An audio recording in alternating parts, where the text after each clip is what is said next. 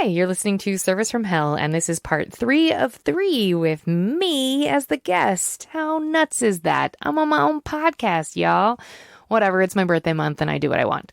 Thank you to my interviewer for sitting down for many, many hours of my stories. Now you can enjoy the rest of my stories. All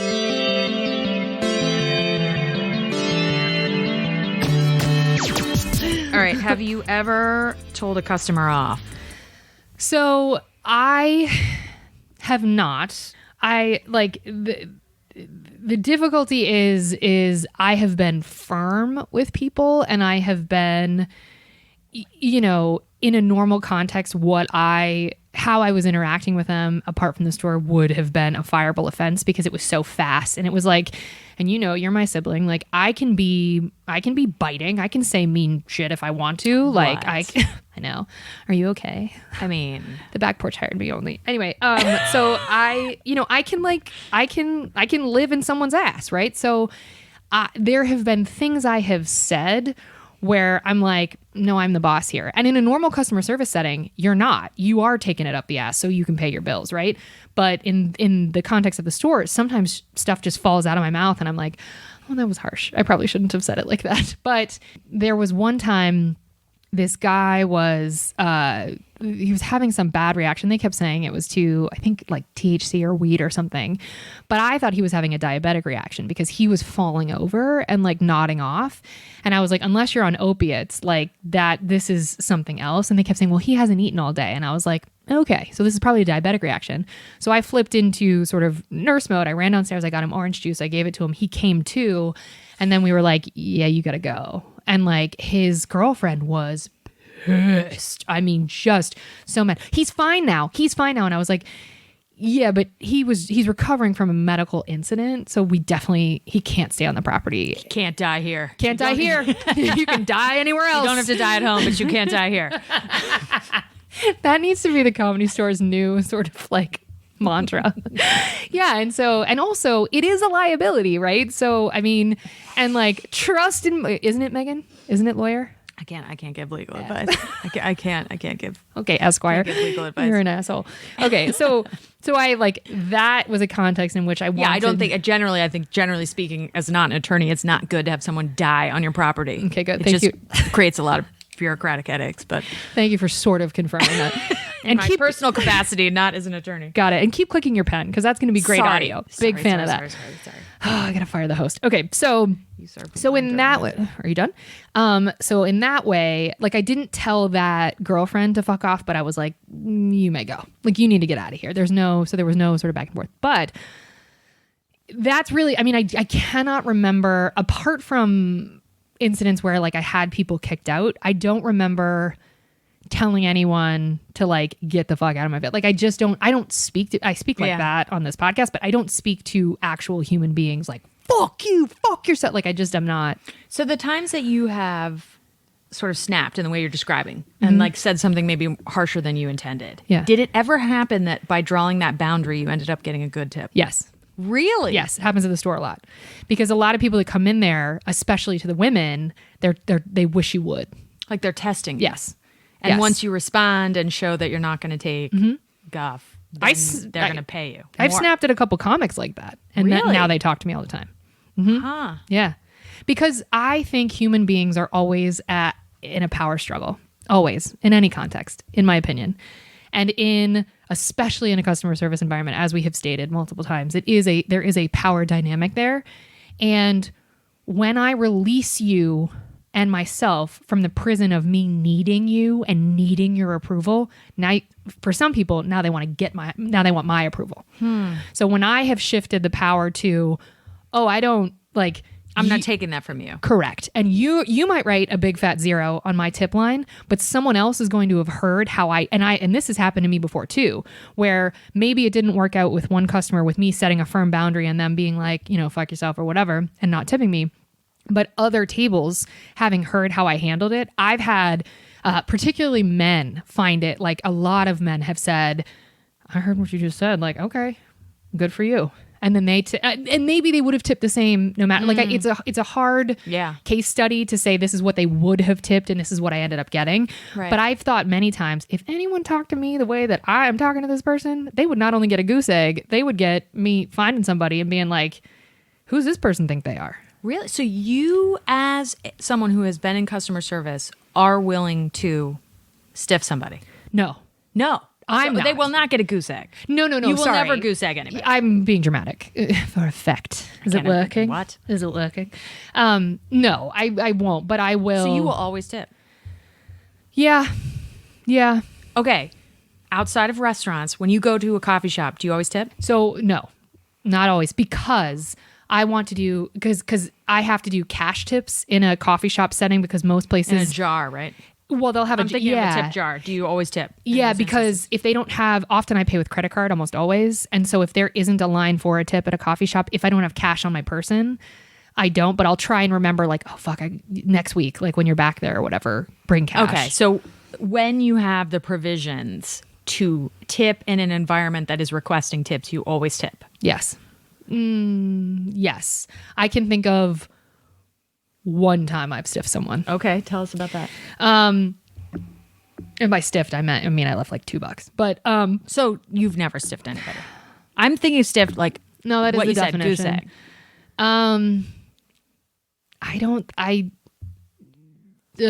I'm scared to say it because someone may have the receipt of like that bitch stiffs all the time. It would be amazing if someone you stiffed like 18 years ago Listen to this. subscribe to the podcast in the hope that one day She can make a liar out of me. 45 minutes into an interview, you might say that you stiffed somebody. So this person could actually you at your Gmail account.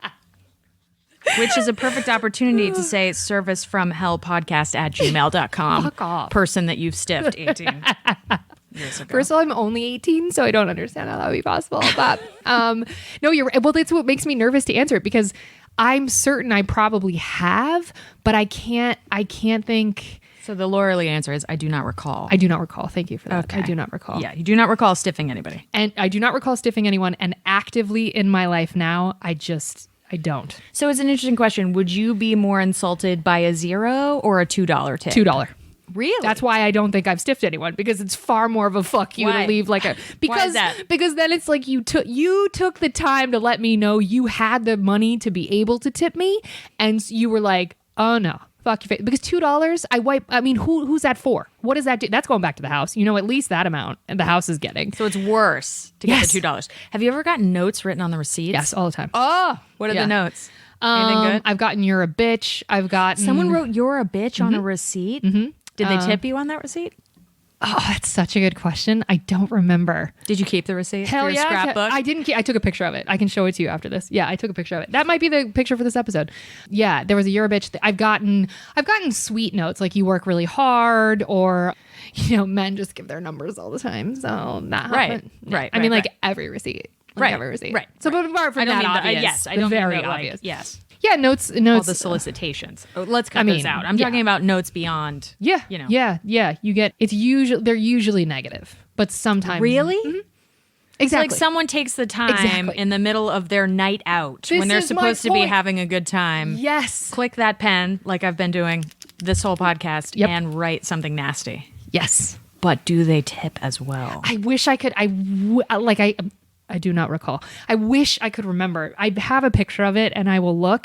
Maybe that's the more principled thing to do. Like if you don't like the service, you still tip them because you think in the United States, everyone should have a living wage. So I'm going to tip you because of the principle of tipping, but I'm going to write you But like about also all of your failings. as So a you human. you can pay for your rent, but you're going to have a lot of thoughts about yourself. This is going to be your moment of self-reflection, but I think you should have health care, so I'm going to pay you.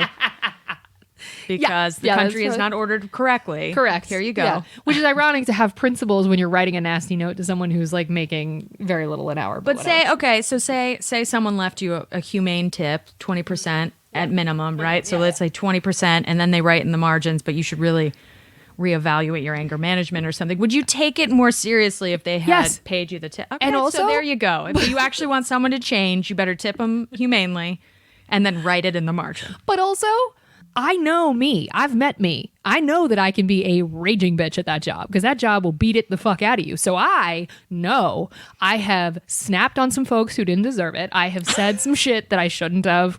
Like, I mean, I've lived in people's asses who didn't want my occupancy there. Like, so yeah, I mean, I am not immune to, I love this. This is from The Departed. I am not impervious to psychoanalysis. Like, I know that You just want it written on a receipt while you're also getting paid 20%. because then I'm listening to you. Right. Then you're not a dick. You're like, Right. yo, you were a dick. And then I'm like, I was a dick. But thank you for But the 20%. thank you for paying my rent. You're right. Okay. All right, this is a good one. How many bodily fluids have been on your person while on the clock? Now, I think you really need to clarify not your own. I know. Other people's bodily fluids. Because people have answered this as their own. Yeah. Yeah, no. I don't want to know about your bodily fluids. Okay. Well, other folks, I More have. than I already know about. Right. You don't know that much. Shut up. I have had others vomit on me, plural, but I don't want to get into this too much because I think Vomit you'll on get you? grossed out. Yes. My sister's very sensitive to puke. I'm less so now that I've been puked on a few times. A few times? And it's always, I wish it weren't always the bottom of the pants and the shoes. That part's gross. Where would you want it? Nowhere, right? Nowhere. But I would rather it be on my back or somewhere where I couldn't Ew, immediately God. smell it or see it. Oh my God. Yeah, that's pretty gross. And the difficulty with that, and I will say, because I've gotten responses when I've talked about this before on the podcast, people saying, well, you shouldn't have overserved them. And the issue there, folks, so you can know, is it's whomever served them the 10 drinks prior to them getting to me. Because by virtue of the job that I have at the store, there simply isn't enough time for me to even get you enough drinks that would get you to Vomit Town. Wow. So wherever you went prior to, or if you were drinking outside, or if you brought your own, which a lot of people do, you've served yourself, but I'm still liable. According to the city of West Hollywood, if you are at my table and your BAC goes above the legal limit and you drive home and something happens, I am responsible. Nobody else, not all the prior serving and not you serving yourself, me. That's part of why I am much more aggressive with cutting people off than other people are. Like some people are like, oh, get them drunk, they'll tip more. And I'm like, get them drunk, something happens to them, they'll sue you. Which is, it's because I have too many fucking lawyers in my family that I think like that. But yeah.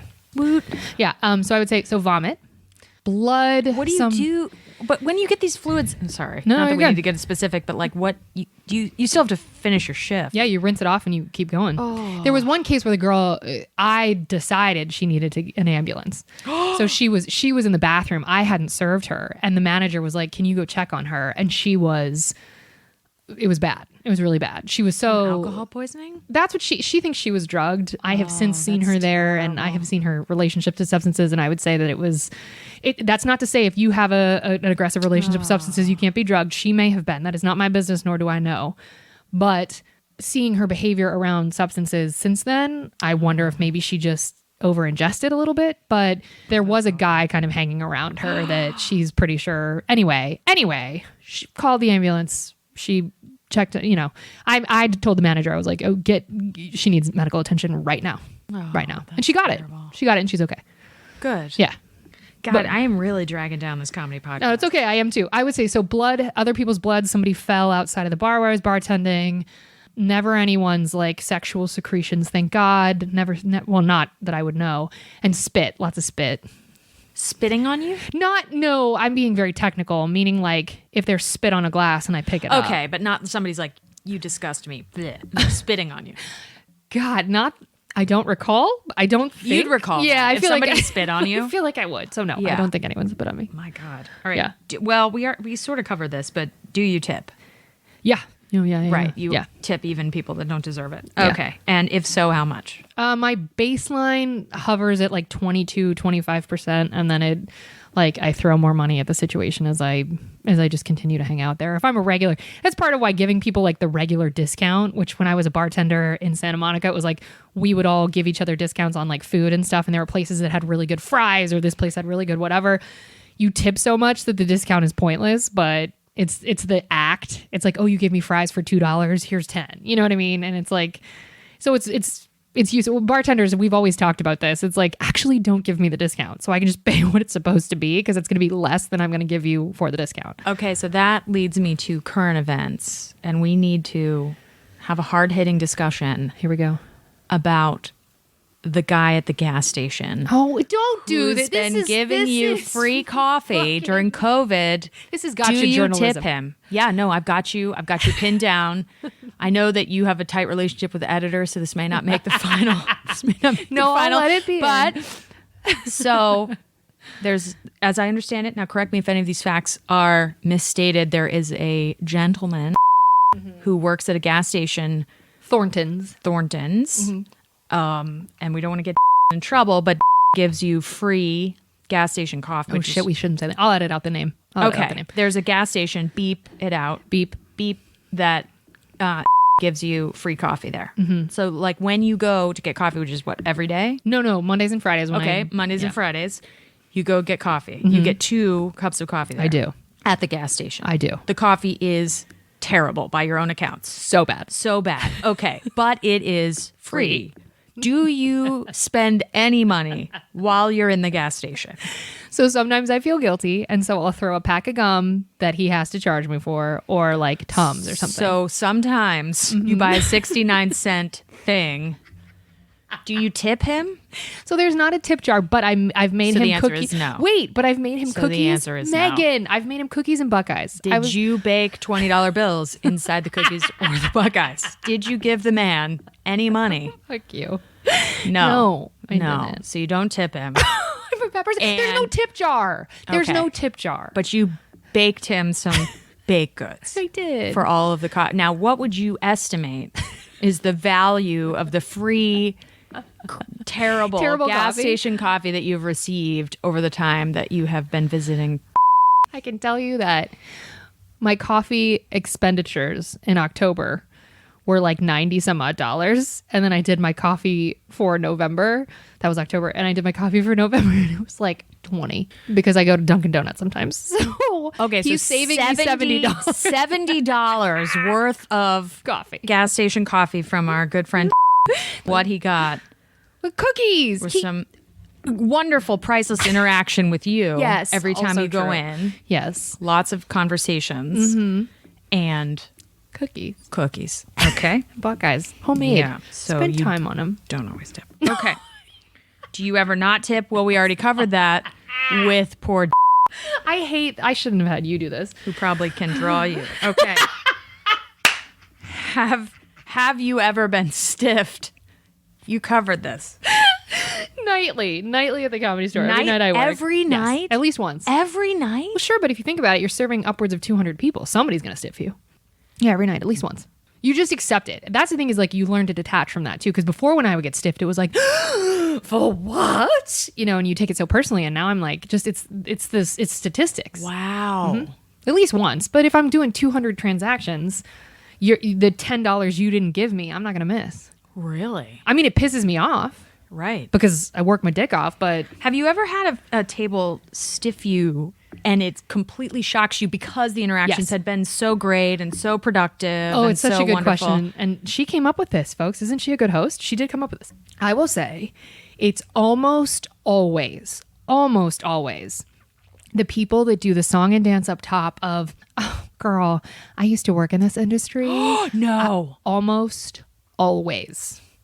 I used to work in this industry, girl. I get it. This is so hard. Your section is so big. I do not understand. How are you doing this? And then you think, oh, this is a homie. Like this person gets it. So you do take extra care of them insofar as you're able to with the tight timeline you're given. Or you ask the bartenders, like, you know, pour a little heavy handed for so and so or whatever. Like, because you're like, I'm going to do them a solid because they get it. Megan, almost always you either get a goose egg from them, so they just don't even put anything in the tip, they just make the total what the bill is, or you get a like, love you girl, you were so good, and like a 10% tip. Of the people that have stiffed you, what percentage would you say are the ones that are surprising? Oh, Versus the angry ones got who are you. like, you can tell from the beginning this person's not going to tip me. that's a great question. 10%. I mean, I Okay, don't really. it's a minority for sure. But it is not uncommon for someone to claim to be like a homie. customer service. I understand your struggle, and then stiff you. And not even specifically customer service, like specifically working in either some sort of restaurant or Server position. Yeah. Knowing that's how you know they did. That's how you know they're lying. Knowing they're going to get the homie discount, they're going to get the like, oh, I got you, like I'll take care of you. They know. Although some people having experience in a field makes them much more critical than they would be if they did not. I mean, I think that's uncommon, but it's not totally. Oh, before I worked at the Comedy Store, I was keeping a ledger on how people were taking care of me, especially bartenders, because I knew how hard the job was and how fast it needed to be, and I could see when they were being lazy. So yeah, but prior to getting my ass handed to me every shift, every night, I was that way. Wow. I'd still tip, but I definitely was like, this person doesn't know what they're doing, and had a lot of opinions. Okay. So I had opinions. Shut the fuck up. Keep going. This is so unfair. All right. Were you ever fired Yeah, from a twice. customer service job? Oh, okay. So tell us about that. Well, Hungry's because They I just took you off the schedule, but Yeah, they but didn't have the formal conversation with you. No, but then when I had to go to court over it so I could file for unemployment, because I was drowning and needed to be able to pay rent, he didn't show up because he was busy playing golf with his other buddies. And I don't think saying his race is important, but anyway, yeah, it doesn't matter. It's not important. And so he was playing golf and chose not to go to the court appointment, but wrote a letter on his behalf and said, we wanted her back. This is so unfortunate, but she shouldn't be able to file for unemployment. And I looked at the judge and I was like, but if you take me off of the schedule and I try to reach out to you to say what happened, can we have a conversation? And your daughter, what was that her name? And your daughter, whomever she was, your relation who was taking my tables, gets all of my shifts that were mine. What was I to think? You're de facto fired. Correct. And the judge agreed. Ah. So I was fired from that job. And then the party staff job. Ooh. What happened there? Well, okay. I was not making a ton of money as an office manager in San Diego. And San Diego is exorbitantly expensive. So I got a weekend job. But I started dating this guy in the military who was randomly home on weekends. And there was a weekend that he was home and I was going to get to see him. But and it was a surprise, and it was a catering job that was scheduled. I had to be there at 7 a.m. But I wanted to be like prepped and ready to see my boyfriend. So I was like, oh yeah, no, I'm not going to go to that. So I'd called and I said I was sick, which wasn't true. But they have this whole thing of if you're put on a morning shift and you call us and say you're sick, unless you show us a doctor's note, we will no longer use your services. So I think I'm on their like banned list. They're a massive company. I think they're everywhere in the country. So you fired yourself. Yeah. Yeah. Was it worth it? No, that boyfriend's trash. So no, it was not. God bless him. But no. All right. So tell us about your worst customer. I was so excited for this question. Wait, you had the questions in advance? Wah, wah, wah. Now, P.S. I feel for all of my guests because I totally understand having to come up with this on the spot. It sucks. But if they've listened to your podcast, they know exactly what these questions are. So I'm just thank you, litigator. Thank you. That's right. Worst customer. So it was a duo. It was up in the upstairs theater in the Comedy Store. I could also describe to a T what both of them looked like. It was a show that is a notoriously difficult show to work. And why? I have to be careful how specific I get on that. But it's a notoriously difficult show because the crowd that particular show brings is notoriously combative, wants to argue about where to sit, definitely doesn't want the 2 drinks. And Raffy, yes. That's a mom joke. Jesus. Is everyone in my large fucking parent population, did you think that joke was funny? Okay. She's so smug right now. You're with me. She's so smug. She's sitting there with her lips closed and her pinkies out. So, all right, moms, that was for you. You're in your minivan listening to us on the way home from dropping the kids off. I know you felt me on that one. She's so proud of herself right now. Gross. So anyway, this show is notoriously very difficult to work. These 2 girls were dressed in what I would describe as either nouveau riche or knockoff interpretation of what a lot of money would look like if it were to present in the world. So it would be the sort of either they were in, and I'm not a fashionista, so I couldn't tell the difference. So I'm one of the people I guess this type of clothing is for. Either they were in head to toe real Gucci, like really were, or it was all knockoff. I don't know. But they came across as they were raised in extraordinarily wealthy homes with, you know, service of their needs at any moment. And were really trying to identify with a different group of people. That's how I would describe them. I'm being as careful as I can be. So picture in your mind people who have never struggled a day in their lives and really want to identify with the struggle. That's what I will say. But also want to be better than the struggle in a way that you still need to answer when they snap at you for your attention. So they came to a show in this room that is usually outside producers. So it's not a Comedy Store produced show, which means the producers keep 100% of the door. So they don't care if the customers get the 2 drinks. So notoriously with this show, the producers never tell their guests, by the way, you're also going to have to get 2 drinks. They just charge $20 for a relatively, all the comics are mostly green that perform in this show.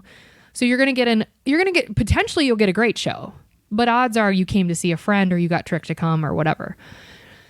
So they sit down, and where they're seated, as I'm going in order, the first round of the tray of 30 drinks I bring up, they're going to be skipped, right? They're going to be the second round, but I have to walk past them to go downstairs to pick up the drinks.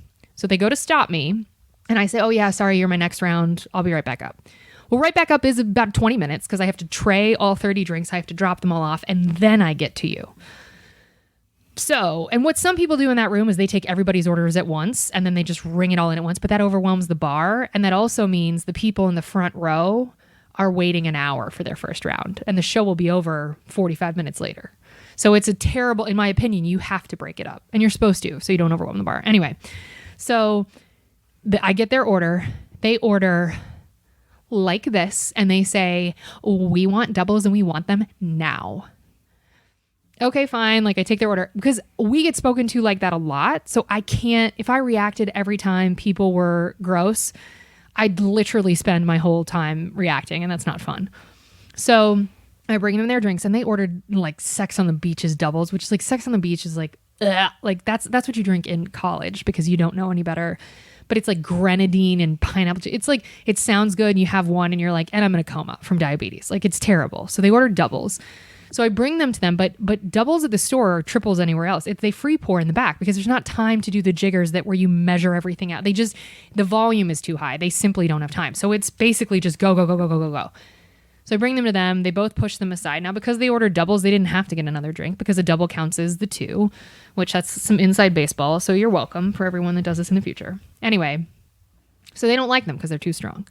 So they ordered, I don't know what they ordered next. They ordered whatever it was, like pineapple juice or something to put into it. But they don't really touch the drinks, right?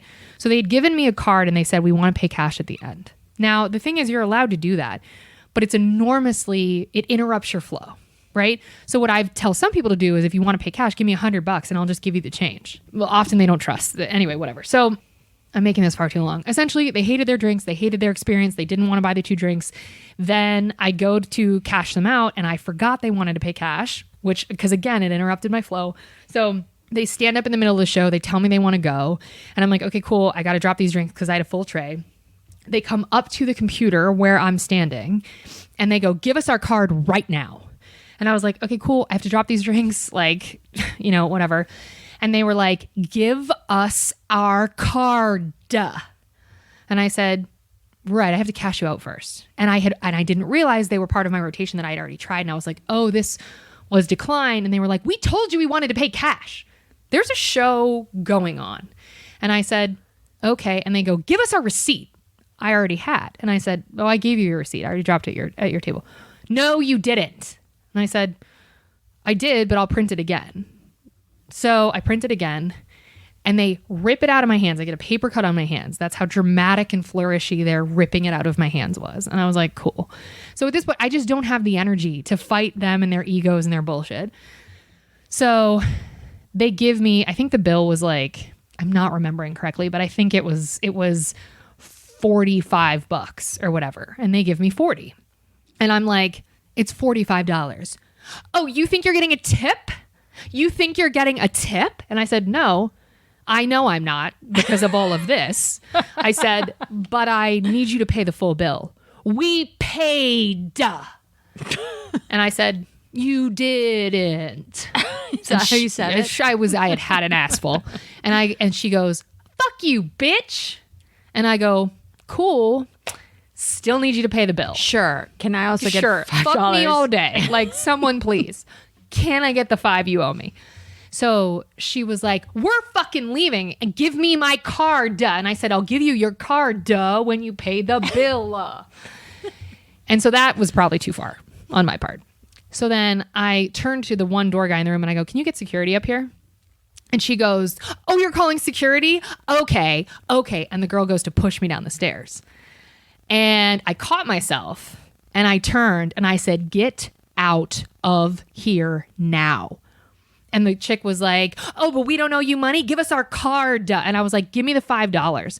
And then her other friend goes, fuck you, bitch, and goes to push me again. So I run down the stairs now because security's not coming fast enough at this point.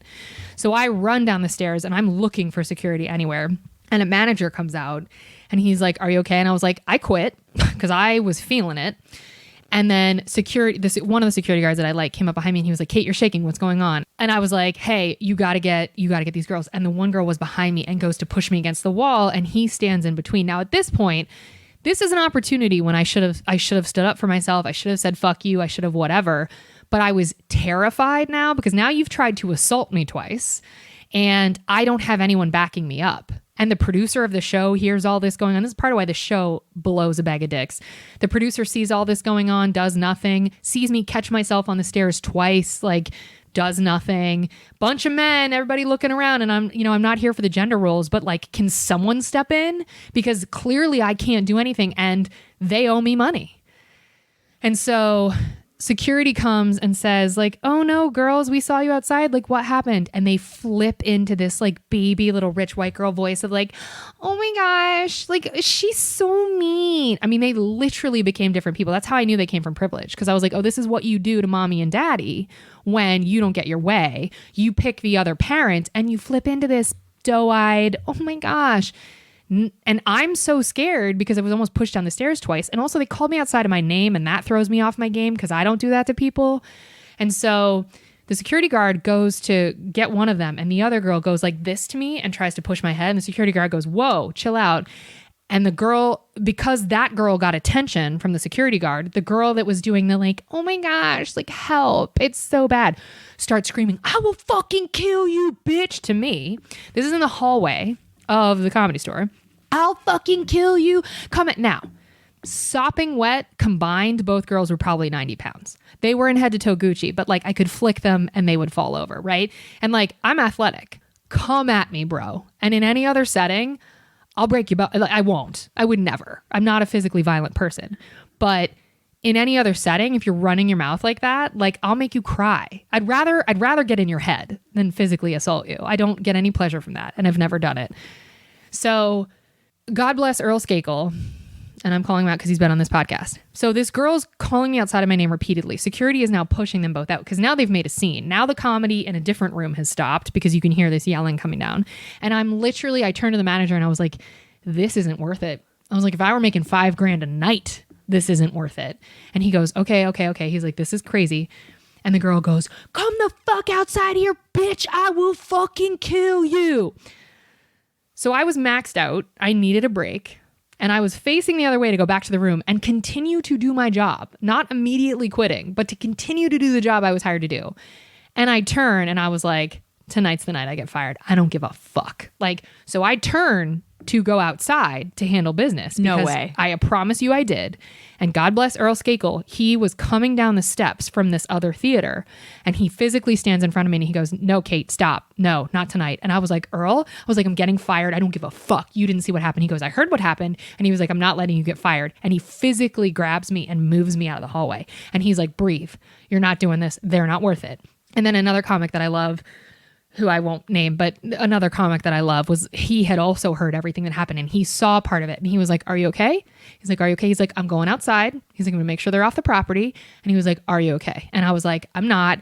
And I was about to cry and I was like, I will not let this level of trash, this level of privileged trash get into my head. I just won't do it.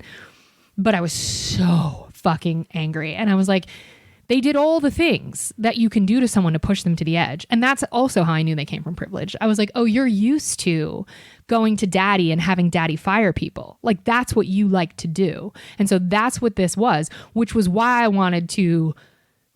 didn't want to assault them. Again, I don't get pleasure out of that. Lawyer, please make a note for the record. For the record. But I wanted to destroy their mental place because I wanted to call out that it was probably fake Gucci. I wanted to be in their head. But there was no, and this is again how you're vulnerable in customer service, they would be allowed to come back. They're not on some arbitrary list of people banned from coming in, but they should have been. And I was just like, in my head, I kept thinking, especially the next day, because I was riddled with shame that I let them get to me. Because what I should have done was been like, okay. It's hard not You're to crazy. in that moment. Thank you. You're crazy. Can I get my $5? Which I never got, which is bullshit. But I let them get to me. And then I was like, who lives life like that? Like, that's a prison. If you go everywhere wanting a fight, that's actually prison. And you're so desperate for attention because you didn't get enough hugs as a kid, which is tragic for your kid self. But I'm not your mommy. I'm not the reason that a nanny raised you. I'm not the reason that daddy tried to buy your love with Gucci. I'm not that. I'm literally enforcing the job that I'm hired to do. So that was my worst customer combo. Wow. Yeah, that's pretty bad. Wow. I swear I didn't make an ounce of that up. Thank you, Earl Skakel, for protecting my job. And thank you, security, for protecting my neck. That's terrible. Mm-hmm. Is it my fault that this comedy podcast is really... Yes. Tragic and terrible? Yes. You're the host. I mean, it's on you a little bit. Wow. Yeah. Wow. Okay. Yeah. From Hell. From Hell is in the title. It's branded that way. I'm just really committing to that. Okay. I mean, we went Now from the porn- good stuff. Now the good stuff. We hope you saved room for dessert. It gets nice, everybody. It gets nice. Don't leave. Chocolate flavored despair. Okay. Pause.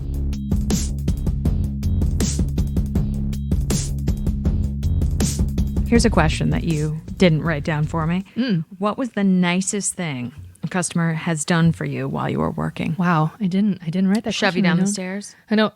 Is that No, she actually, to be fair, for Overlap? the record, she did not make contact. Oh, okay. Well, she did. I but misinterpreted that. I thought she did. She Oh, did, but I grabbed the stairs, so she didn't actually push me. Okay, so what is the truth? What is the truth? Fine, she pushed me, but I held on, didn't fall. So she pushed you, but you didn't fall. That's Excellent. right. That's the truth. Okay. Okay. Nicest thing. So this is going to sound so trite, and I wrote this answer down because this was what I thought of. There was a couple that always came into the bar where I bartended, and they were delightful and always asked me questions about myself and meant it and cared and didn't just care that I gave them like occasional free beer. And at Christmas time, one year, they gave me a card where they wrote really conscientious, kind things about the things that I had told them. So it wasn't just like, hey, thanks for the free beer. It was like, hey, we wish you success in, and listed all of these things. And so we hope this next year is great for you. And then they gave me, I think it was like $50 or something in the envelope. And like, that's a lot of money. That's a lot. Yeah. And the free beer, granted, I had a cap on how much free beer I could give. But like, it didn't come out of my pocket, much like the coffee doesn't come out of so-and-so's pocket. He's so-and-so to you? Okay. Or can he have his name? This is the nice part.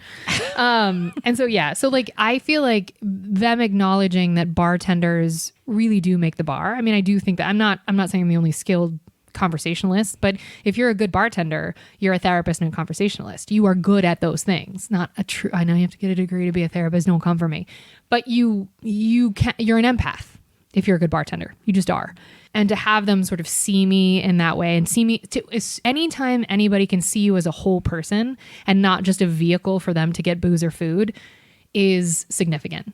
And that I think is important for people to remember, that if you can, as soon as you see someone as a whole person, whether they're your doctor or as we've heard on this podcast, doctors and lawyers who have said, patients that write us a note of thank you, a lawyer said, clients who come back and say, hey, what you did was really significant. See me as something other than just my job, and you will leave an impact that is positive. And that should be more common than it is. Yes. Yes. All right. Best tip you've ever gotten? A guy trying to get the merch business at the Comedy Store who was hot and had great banter. You want to get on my radar, especially at the store when I'm getting my ass handed to me. If you have good banter and it's subtle, I'm a wish you leave your number. Okay, what is subtle banter? Subtle banter is not the like, hey, you're good looking at this. No, guys don't talk like that. Well, some do. But subtle banter would be like, pulling me aside and being like, my friend's a real asshole. He's going to ask you for a lot of drinks, but I got you. And a wink. Come on. Oh, we off to the races now. Like now every time I walk past the table, I'm going to be like, I would wait on you, but your friend's really annoying. Wink. And I'm going to have your drink only. Like that's the game. Like, so you'll only wait on that person. Because also, if he's the one that gave me his credit card and his friend actually is an asshole, yes. Yes.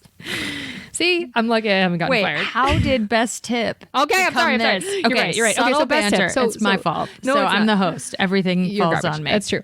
Okay, so this hot dude with the subtle banter, he was trying to get the merch business at the Comedy Store, and I really wanted him to get it because he was like, hey, just FYI, what's merch business? To be the vendor who makes the t-shirts and the hats and the bags and the whatever. He wanted to sort of become the go-to vendor for the Comedy Store merch.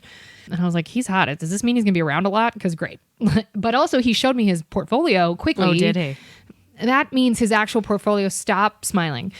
He showed me that and he was like, hey, these are my clients. So he showed me like a pretty nice roster and he was like, we do some LA sports teams, blah, blah, blah. Anyway, he said, but I can't seem to get in touch with whomever is the merch person. And I knew who the merch person was. And I was like, oh, I'll put you guys in touch. No problem. And he was like, thank you. That's really great. And then he wasn't all night being like, drinks, but he was there. All of the people with him were clients, which was also, I thought, really smart, were people he was doing merch for. So they could all vouch for. I was like, oh, this is how you do business. Like, yes, all day to this. So he was lovely. And then I made the person that did merch come over to the table. I was like, hey, meet him, blah, blah, blah. So they exchanged information. And he was like, thank you so much. And he left me $200.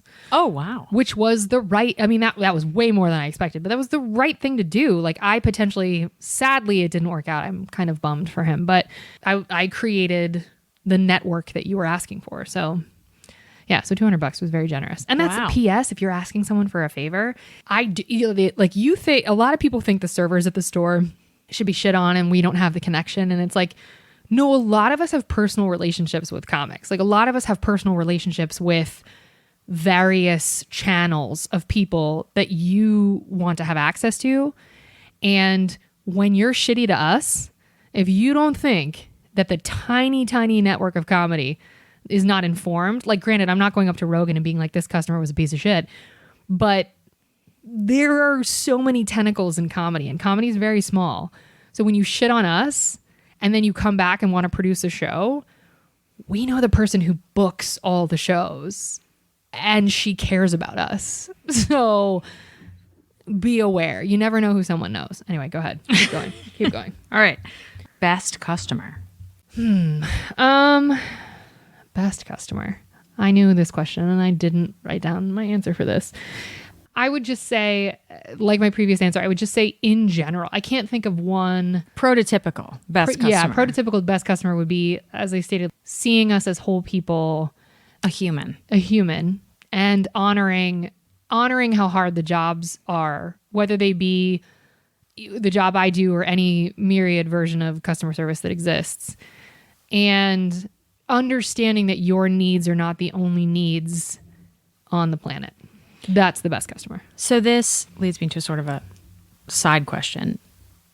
So obviously anyone interacting with another human in any sort of capacity, should treat that person as a human being, a fully formed human being. Yes. What do you think is the appropriate way to respond when you are in some sort of transactional relationship and one half of the transaction is not behaving appropriately or meeting the standards that need to be met? Like, what is the appropriate way to treat that person as a whole human, but also recognize that there's been some sort of deficit?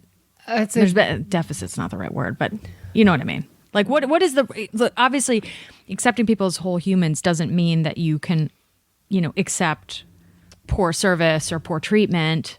So how do you respond to that in a way that's appropriate? That's a great question. On my better nights, I have been able to do that. If someone is being disrespectful in sort of a subtle way, so not like calling you outside of your name, like the girls that try to push me down the stairs, not like something that extreme. That's a very obvious, overt example. But if it's more of because essentially how I'm hearing the question is, how do you turn the tides while still having self-respect? How do you improve the interaction? I'm thinking about it from the perspective of a customer. Yeah. Okay. A customer comes to the store and is receiving treatment that's not appropriate or receiving service that's subpar. Like obviously like stiffing them is not the right way to do it. What is a respectful, whole human approach to that that is responsive to the issue? So I would say, because I have worked with some people who I've seen be curt and rude to customers who, in my opinion, hadn't earned that treatment. And I would say, as the customer, it would be appropriate to say, hey, I am not trying to make your job harder. I don't really understand how it works here. I've never been here before.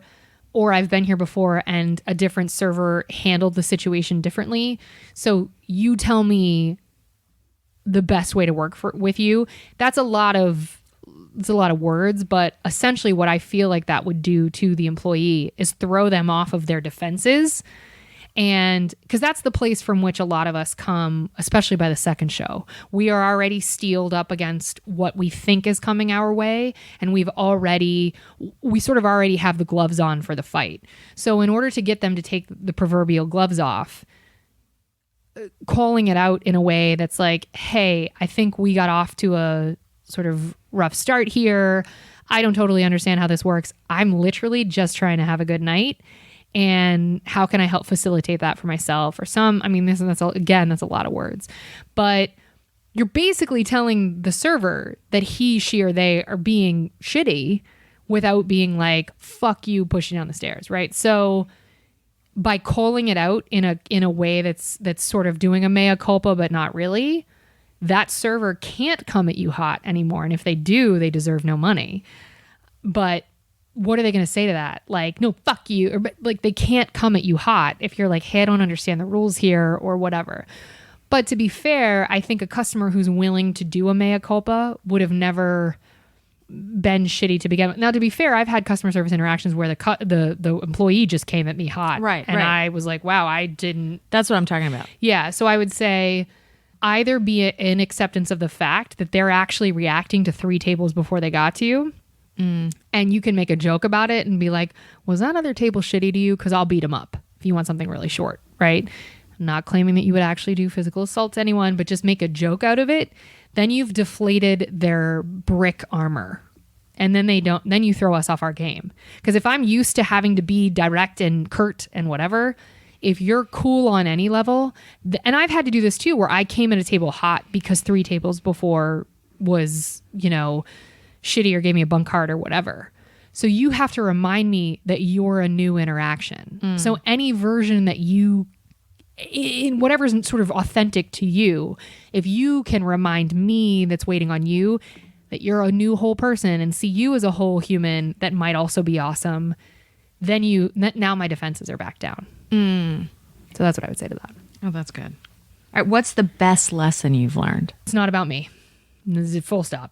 Life, people, your interactions, 3 tables ahead might be the reason, or 3, coffee orders ahead of mine, or, your parent could be sick, or your grandma must have died, could have died. Your dog might be in the hospital or whatever. It's just not about me. And I have to stop pretending as if every interaction actually is. What's one piece of advice you would give to customers who interact with customer service workers?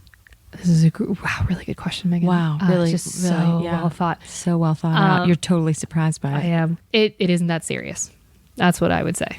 It isn't that serious. Meaning, at the end of the day, especially in now, granted, if it's an interaction with a lawyer or a doctor, the stakes are high, no question. So it is that serious for you.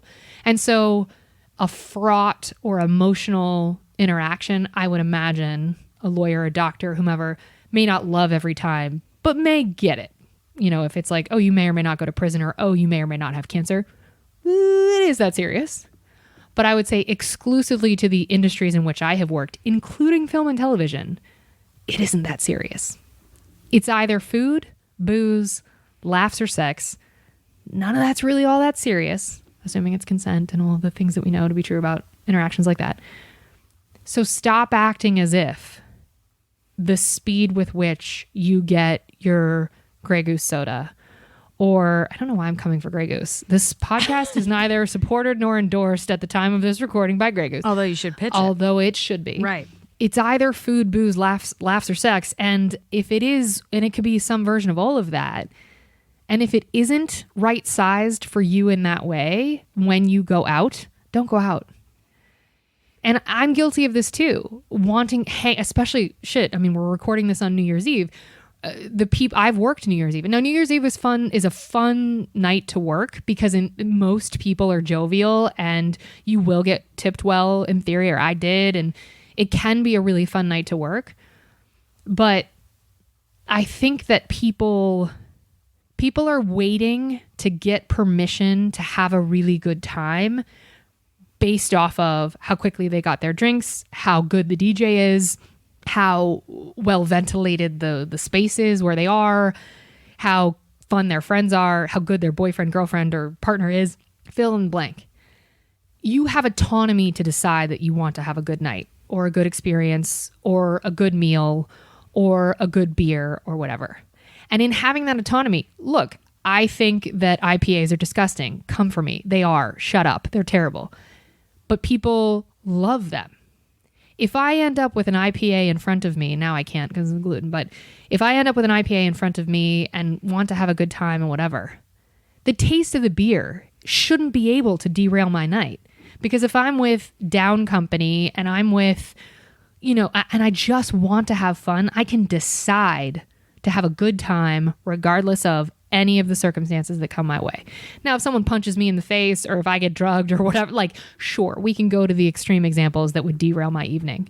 But for the most part, I can decide that I'm going to have a downtime and that the gatekeeper of my fun is not going to be the bouncer, the bartender, the comic, the server, the partner, the whomever. I literally can decide, come hell or high water and all in between, I'm about to have a good night.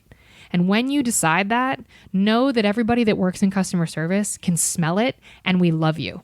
We want to be around you because you've just decided that the pressure of the entire evening that you have crafted is actually on you.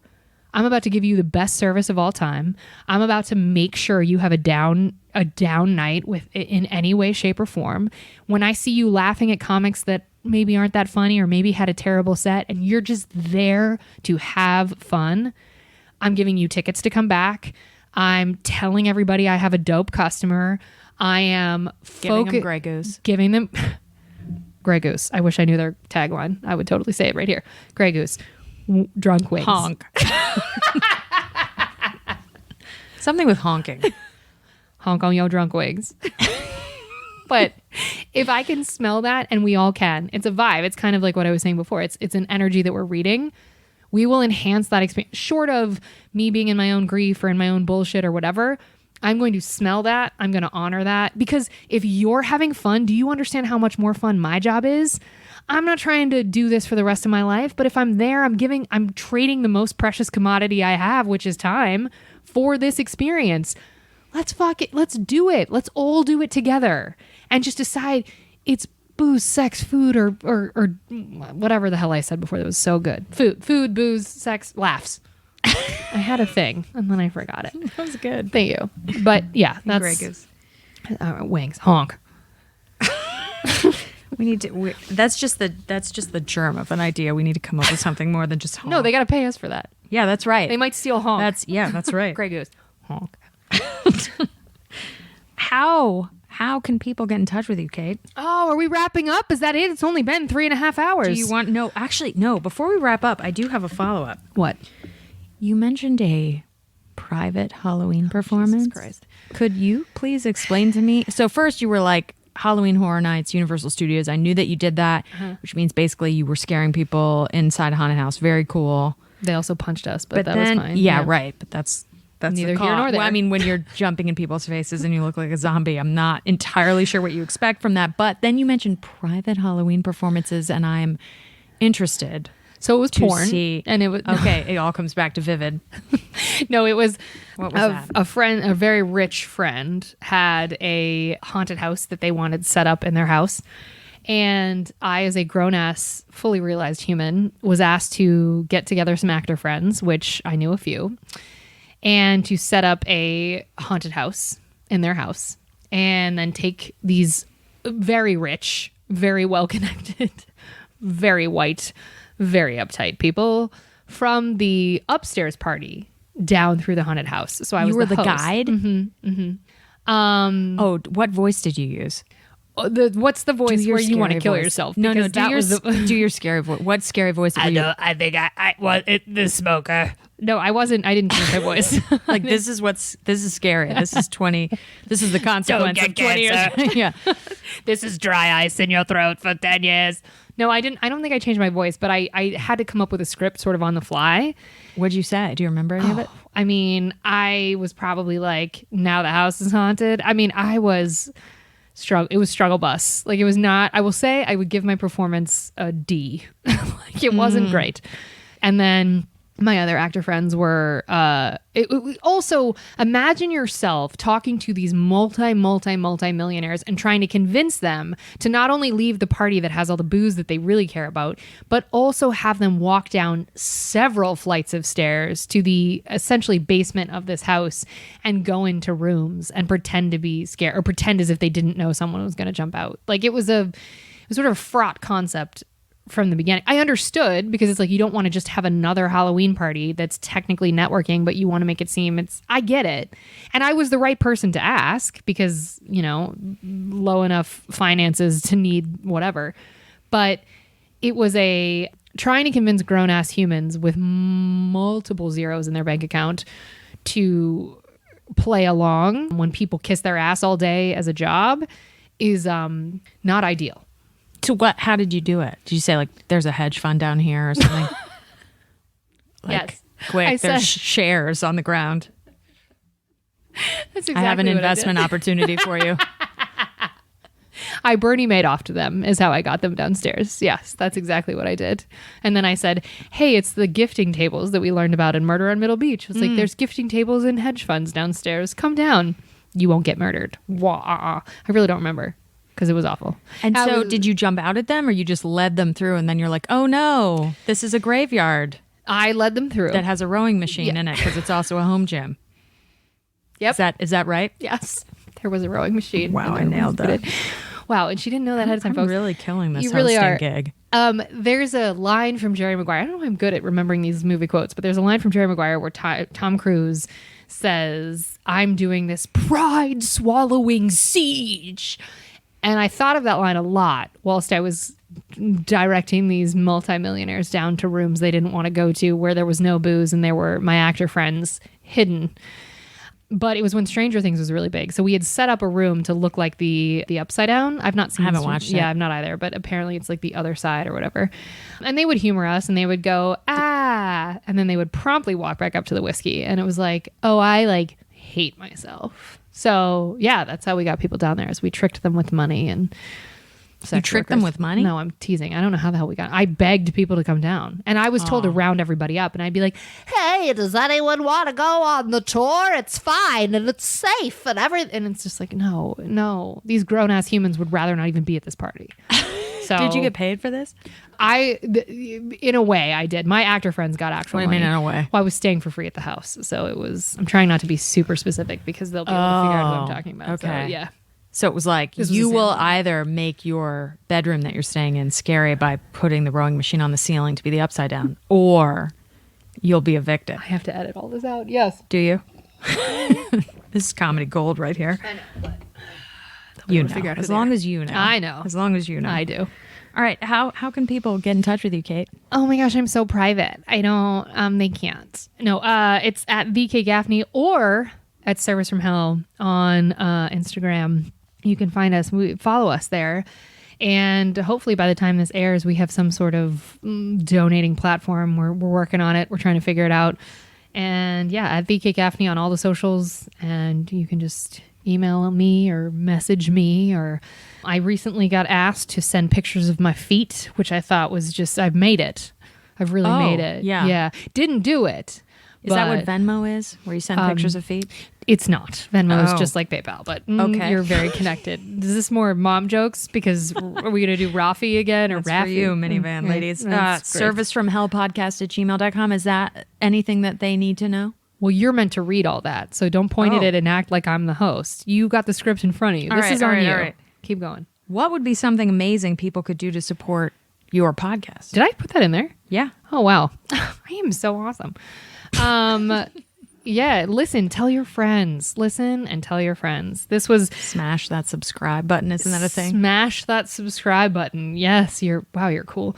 And also, thank you all to the people that do already listen. Thank you so much. And yeah, for those of you who have told your friends, we really appreciate you.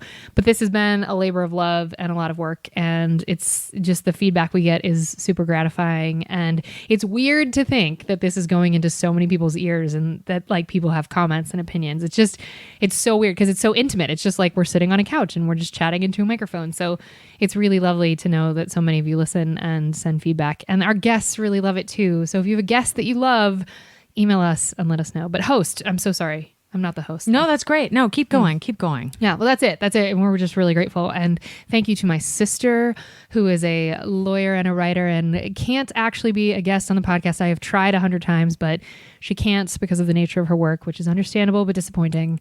But we wanted to, I've been asked a handful of times to be a guest on my own podcast, which is so sweet that you guys even care and want to hear my stories. But like, I mean, they're crazy. I'm getting pushed downstairs and whatever. That's right. This is like part one. I think we're Yeah. going to need to do this on a regular basis, like a That's part right. 2, a part 3. And, Well, people are going to be clamoring for this host. Clamoring for I this mean, host. she's just so good. The emails are already coming. Facilitating. Yes, I know. I can already hear them. servicefromhellpodcast@gmail.com. If you want to have subject line, Megan the is new awesome. host is just a suggestion. You don't have to do it. I mean, it's inevitable. Yeah. We're gonna say the cat walked across the street. We're gonna say it at the same time, and you have to tell us if we sound alike, because we get told. The reason we said Gaffney and stereo earlier is because we get told all the time how much we sound alike. Yeah.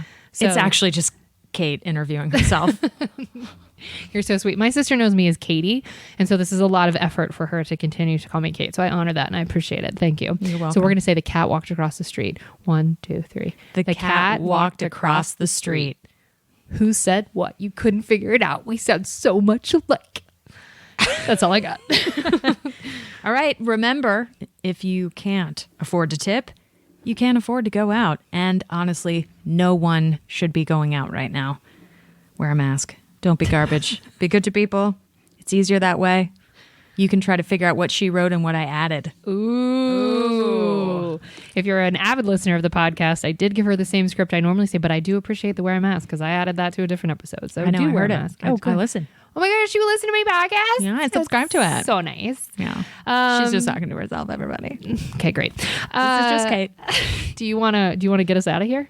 Isn't that Yeah, that's out it. But of then here? you can say like, thanks folks for listening, or you can say whatever you want. Talk to the audience. Tell them whatever you want. Well, thank you so much for listening. I'm so proud of Kate, who has worked so hard and created something that is really unique and fun and beautiful and well thought out. And I know that she's, tried so hard and created something that's really special and built a community. And now she's dancing. That's really sweet. I didn't tell her to say that. Yeah.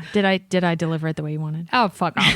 This is the same person that used to kick me because she knew I hated feet. So, irony. She didn't really kick me. She can't practice law in California. What else am I supposed to say? She's giving no legal advice on this podcast. Please do not interpret anything that she said or offered as legal advice because she did not pass the bar in California because she didn't take it. So the people who want to hire you for their private Halloween All right. performances, Goodbye. how Good should they night. Good contact night. you? Thank you, folks. Good night. Asshole.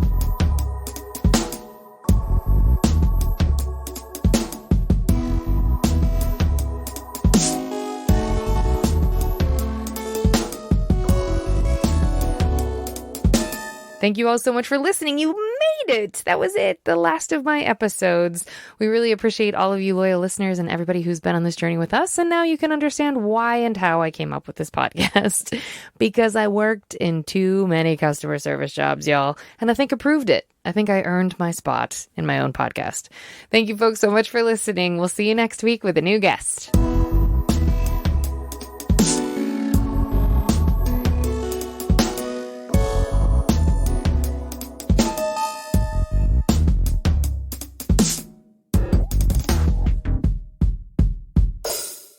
Pardon me. This has never happened before. It's the fucking coffee. Jesus Christ. This is so embarrassing. I'm so sorry. Well, good thing you have an in with the editor. Hello. I'm gonna be fucking pissed when I'm editing it. Like, why'd you waste this time, Kate?